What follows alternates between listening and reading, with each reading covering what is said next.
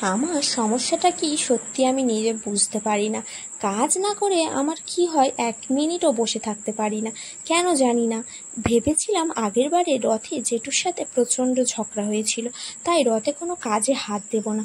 কিন্তু যখনই চোখের সামনে কোনো কাজ দেখি না, চুপ করে আমি একেবারে থাকতে পারি না। তাই দেখো, এই প্যাকেটগুলো যারা ভিআইপি, মানে যারা এই রথের জন্য চ্যারিটি করছে বা দান করছে, তাদের বাড়িতে বাড়িতে এই প্যাকেটগুলো দেওয়া হবে। হয়তো বৃদ্ধ মানুষরা থাকে, তারা আসতে পারে না, তো তারা কিন্তু এই কাজের সাথে সুন্দর করে যুক্ত আছে, তাই তাদের জন্য আমাদের একটু ভাবতে হবে তো, বলো। সেই জন্য দেখো, এই বক্সগুলো আমি তৈরি করছিলাম, যেগুলো মিষ্টির খামের মতো দেখতে, বাট মিষ্টির খামের মতো অতটা ছোট নয়, বেশ বড় সাইজের। সেগুলোই আমি আর আমার দাদা মিলে সুন্দর করে তৈরি করে নিচ্ছিলাম।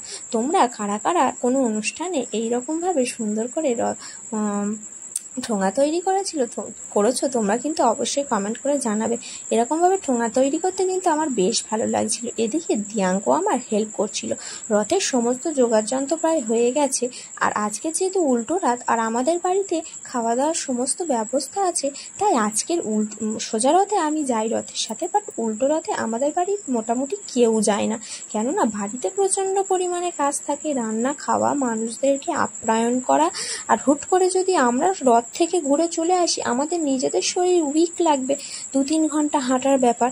তো সেই হিসেবে আমরা যদি বা উইকনেস ফিল করি, তাহলে বাড়িতে যারা আসবে অতিথিরা, তাদেরকে কে খেতে দেবে বলো তো। তাই আজকের এই কাজ, মানে আজকের রথে আমরা যাই না, সুন্দরভাবে বাড়ির কাজগুলোতেই আমরা মেতে থাকি। এইভাবেই আমরা আনন্দ করি। কেমন লাগলো তোমাদের ভিডিওটা?